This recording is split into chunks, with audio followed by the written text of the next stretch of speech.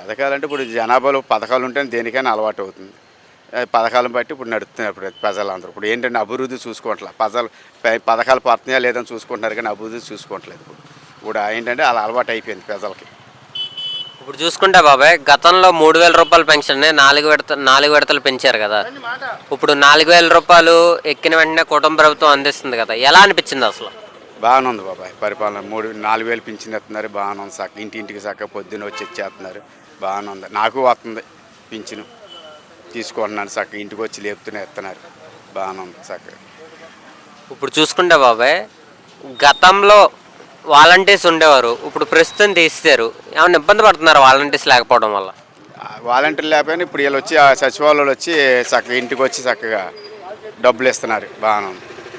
గతంలో రైస్ వ్యాన్లు ఉండేవి, ఇప్పుడు తీస్తారు. ఏమైనా ఇబ్బంది పడుతున్నారా? ఇప్పుడు రేషన్ కంటే ఇప్పుడు నన్ను అడిగితే మా సొందులో ఉంది.